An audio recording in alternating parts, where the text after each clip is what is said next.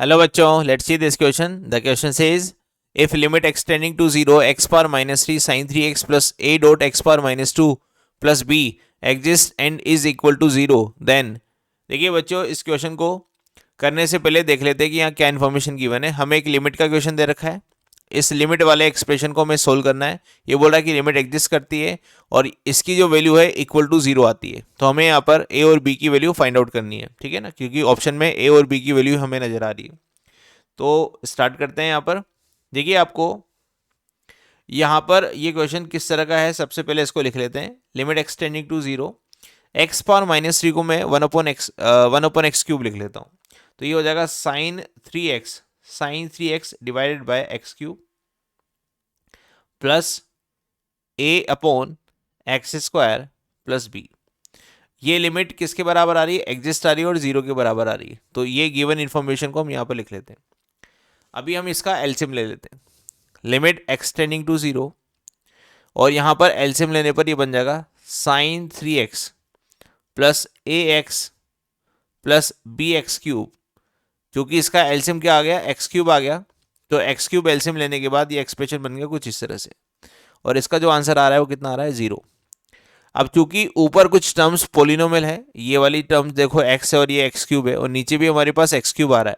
तो अगर मैं साइन 3x को x की टर्म्स में लिख दूं तो यहां से इस क्वेश्चन को करना थोड़ा आसान हो जाएगा. ऊपर भी पोलिनोमियल बन जाएगी, नीचे भी पोलिनोमियल बन जाएगी.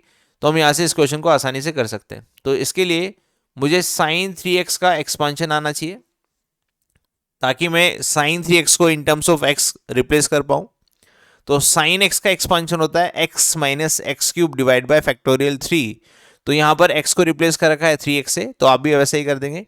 तो इसका एक्सपांशन बन जाएगा 3x माइनस 3x का cube divide by factorial 3 plus 3x power 5 divide by factorial 5 divide by factorial 5 और अप टू इनफाइनाइट. ठीक है, इस एक्सपांशन को हम ऊपर इस लिमिट में सब्स्टिट्यूट कर देते हैं.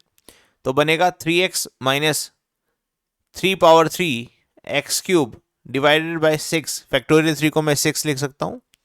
और ऐसे ही हायर पावर, ऐसे ही क्या आएगी? हायर पावर आएगी. फिर साइन 3x का एक्सपांशन करने के बाद रिमेनिंग टर्म्स को हम ऐसे लिख लेते हैं ax plus b x cube और डिवाइडेड बाय एक्स क्यूब. यहां पर मेरा पर्पस क्या है भाई? नीचे से हाईएस्ट और लोएस्ट टर्म जो आ रही है या डिग्री आ रही है वो आ रही है 3. ऊपर से भी हमें मिनिमम डिग्री निकालनी पड़ेगी. ठीक है, क्योंकि इसका जो आंसर दे रखा है वो 0 दे रखा है. अब देखिए इसका आंसर 0 कैसे बनेगा. अगर मैं इस एक्सप्रेशन का आंसर 0 देना चाहता हूं तो सबसे पहले तो इसको लोएस्ट टू हाईएस्ट डिग्री में कन्वर्ट कर लेता हूं. तो यहां पर x का मल्टीपल आ रहा है 3 और x का मल्टीपल यहां आ रहा है a. तो x कॉमन लेने पर ये बन जाएगा 3 प्लस a. और उसके बाद यहां पर मुझे एक्स क्यूब मिलेगा और यहां पर भी मुझे एक्स क्यूब मिल रहा है. तो यहां पर भी मैंने एक्स क्यूब कॉमन ले लिया.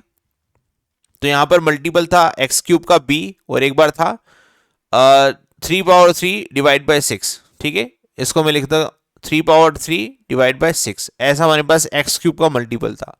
इसके बाद हमारे पास क्या था? Higher power of x, higher power of x, higher power of x divided by था हमारे पास एक्स क्यूब. ठीक, इस तरह से इसका आंसर हमें 0 लेके आना है. इसका आंसर हमें 0 लेके आना है. देखिए, अगर आप इसका आंसर 0 लेके आना चाहते हैं तो किस तरह से आएगा? अगर यहां पर इसकी डिग्री 1 है और अगर इसका मल्टीपल में 0 होने से बचा लूं तो यहां पर हमेशा x का कोई मल्टीपल बना रहेगा और नीचे एक्स क्यूब बना रहेगा क्योंकि इसका मल्टीपल तो कुछ है ही नहीं.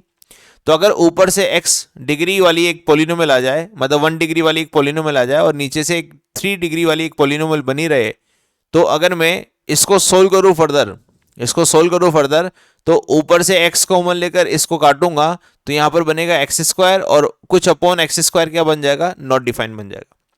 तो अगर मुझे इसको डिफाइन बनाना है तो इसका x का मल्टीपल तो मुझे 0 करना पड़ेगा. दैट मीन्स 3 प्लस a को मुझे 0 लेना पड़ेगा. इसका मतलब a को -3 लेना पड़ेगा.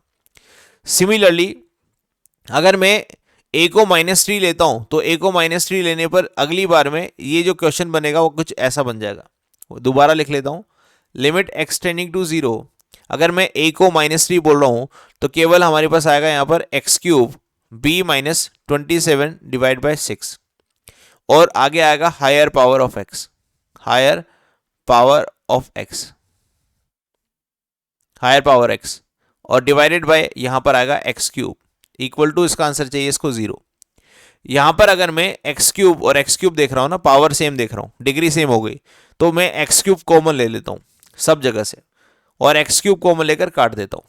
तो ऊपर से मैंने एक्स क्यूब कॉमन लिया, एक्स क्यूब कॉमन लेने के बाद मैंने इसको नीचे से कैंसिल कर दिया, तो यहां बचेगा b माइनस 27 डिवाइड बाय 6, और यहां पर बचेगा आपके पास पावर ऑफ एक्स, है ना, higher power of x, power of x, कुछ ना कुछ x की पावर बचेगी, क्योंकि नेक्स्ट टर्म जो बनेगी यहाँ पर वो x की पावर 5 बनेगी, और एक्स क्यूब कॉमन लेने पर हमारे पास आएगा एक्स स्क्वायर का कुछ मल्टीपल, और नीचे से क्या रहेगा, नीचे से 1 रह जाएगा, क्योंकि मैं एक्स क्यूब को एक्स क्यूब से कैंसिल कर चुका हूँ, और इसका आंसर मुझे क्या चाहिए, 0 चाहिए।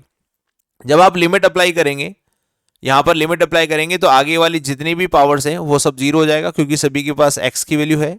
तो यहाँ पर मैं लिख सकता हूँ b minus 27 divide by 6 equal to 0, that is मैं b को लिख सकता हूँ 9 divide by 2, b equal to कितना आ गया, 9 डिवाइड बाई 2, और a इक्वल टू कितना आ गया भाई, -3।